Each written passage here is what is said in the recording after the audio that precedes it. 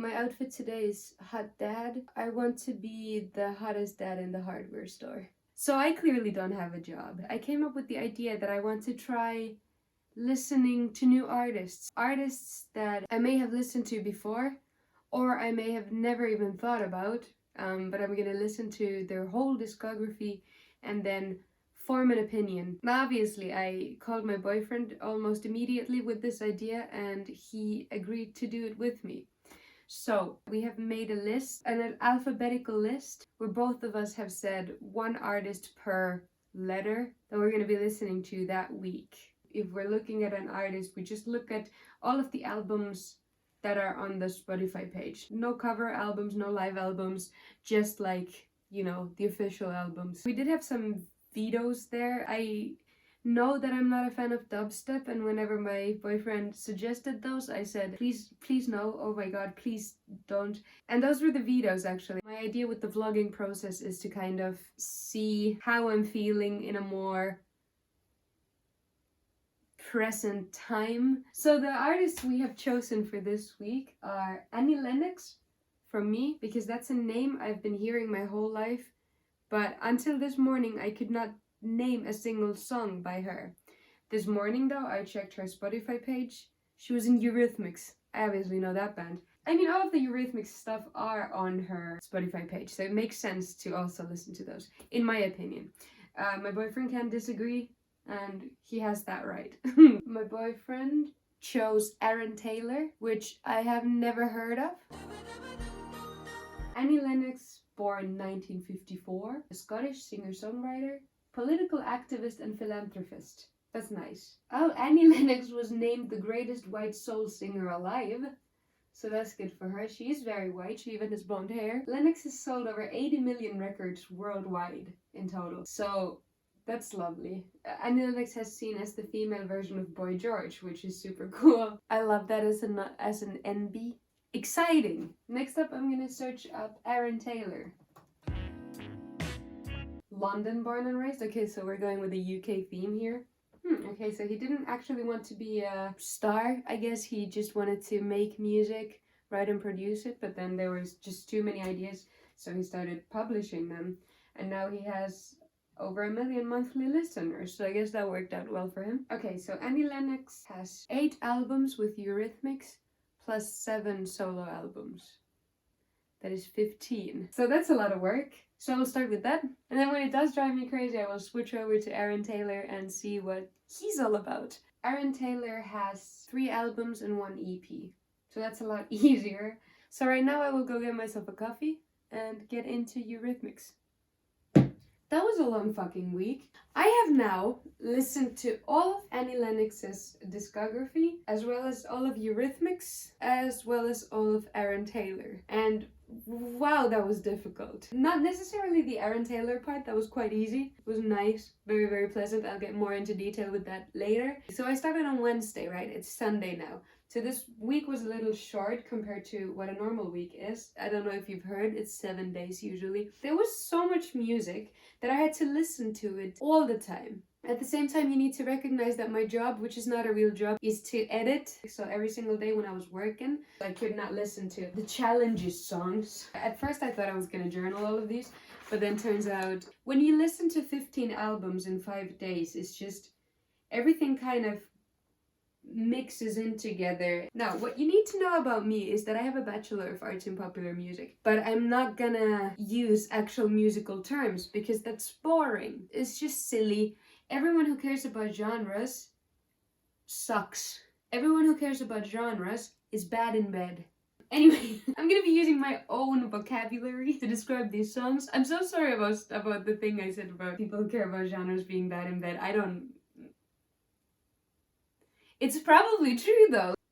And we want to talk about Eurythmics. In the Garden, this is main character music. I really loved In the Garden because I want to be that person.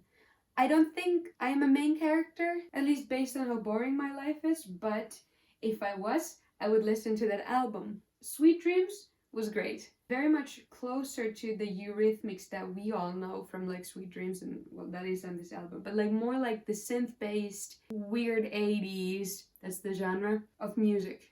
Then I remember that the next album, Touch, I liked better than the first album. After that, the albums that still came out in the 80s just got weirder and weirder. I think they were just experimenting, and I love that for them. They were having fun. It wasn't the best stuff to listen to, but also, like, you do you. They also have hits that I didn't even know were from the Eurythmics, like There Must Be an Angel, playing, in parentheses, Playing With My Heart, and Sisters Are Doing It For Themselves. Both of them absolute fucking bangers. I need to point this out. Eurythmics have the best song titles. It's just, I Could Give You, and in parentheses, a mirror. Beethoven, I Love to Listen. I've Got a Lover, Back in Japan. It's like there's a whole different story. It's like if you get a cassette tape and then it has a story on it, and then you turn it around and it's a completely different story.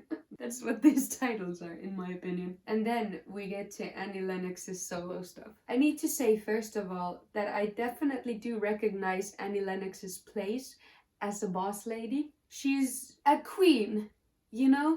This music does not do it for me. When I told my mom that I'm listening to Annie Lennox this week, she got very excited. She said, oh, she loves Annie Lennox.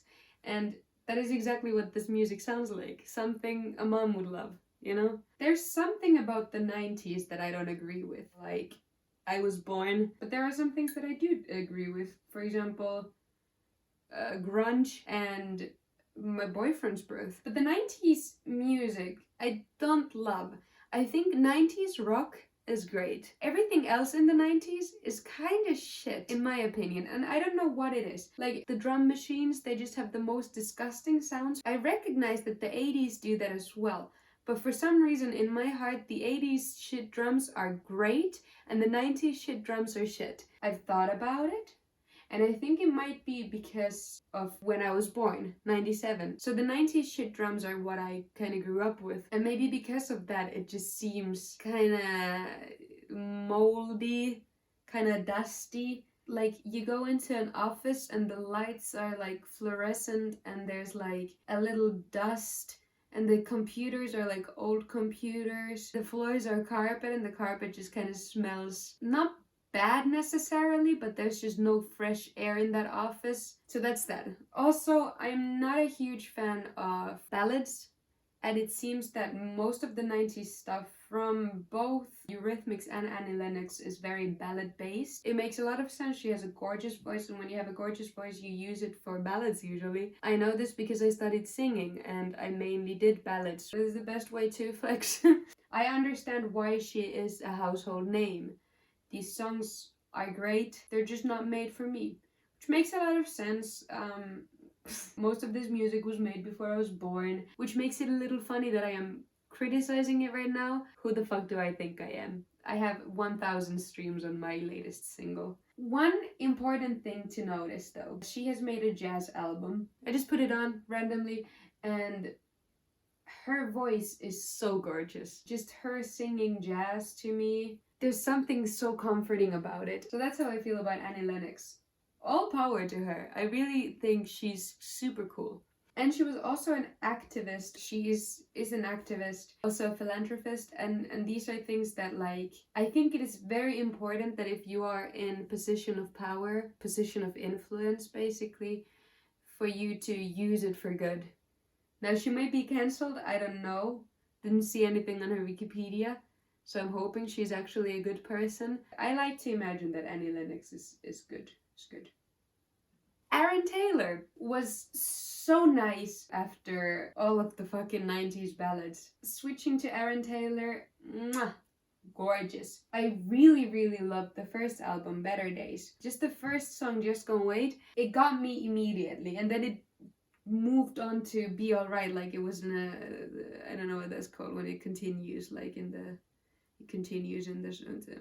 It was really cool. The second album and the third album, they are what I like to call music student music. I would know I was a music student. I have since learned that for my taste, I like a bit simpler music, but that doesn't change the fact that it's ridiculously good. Lots of amazing bass line, lots of cool guitar riffs, gorgeous singing. It's just, he's got it all. I feel like this is something that music students listen to. I graduated a year ago, so I don't know what the fuck is up anymore.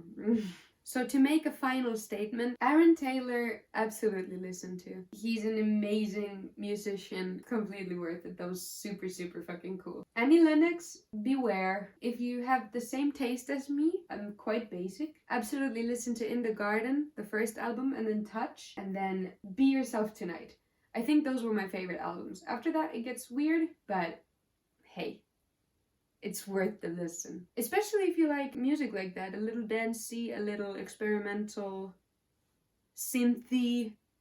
It's cool. It's cool stuff. Her solo stuff, Diva, was the best album. That was still close to the same style as Eurythmics. My mom has this as a CD. I am planning on stealing it. I think the rest is great music if you were in your 30s in the 90s. And unfortunately, I was in the minuses. These are my opinions. I hope you have enjoyed this video. I don't know. I don't have an outro. Next week, B.